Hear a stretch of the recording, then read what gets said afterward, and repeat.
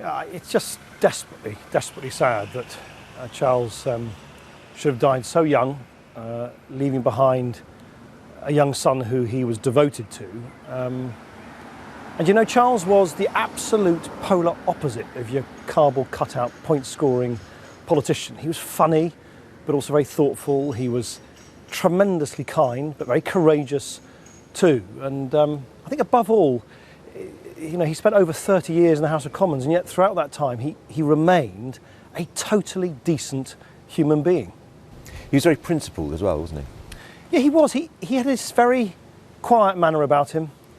He was understated, he wasn't showy, he was always very thoughtful, very funny, both in private and in public. I think lots of people this morning feel that even if they weren't interested in politics, they kind of knew Charles Kennedy. He was a kind of proper personality, a sort of fully rounded human being. And you know, with all of that came a very strong sense of principle. He was an internationalist to his core, believed passionately that Britain should remain a part of Europe, but also a very proud Highlander, a Scot, very proud of the Union as well. And as you know, showed huge courage when he spoke pretty well alone, actually, on behalf of the whole country against the invasion of Iraq.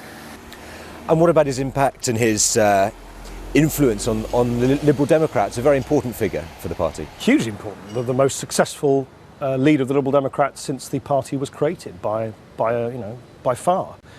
And what was so unusual again about him was that even though he scored spectacular election and by-election victories, and the parliamentary party swelled in size to its largest number under his leadership, he was always totally modest about it, and he was never shy about paying tribute to other people. He realised that politics was a team game, and that's why he inspired such fierce loyalty in everybody who served under him. As you say, obviously a very important figure for the Liberal Democrats, but there was a time when it became clear that he had to go, and around that time when he was ousted, I think it's fair to say, was it done out of necessity but with a sense of sorrow and regret as well, do you think? What can you tell us about that period? Oh, look, I mean, in my view, Charles Kennedy, on form, on a good day when he was feeling strong and happy, had more political talent in his little finger than the rest of us put together, and that's why everyone just felt, and still of course feels today, that it was just so tragic to see someone with such huge gifts also struggle, as many people do, with the demons that clearly beset him, and the problems that he acknowledged that he had with alcohol.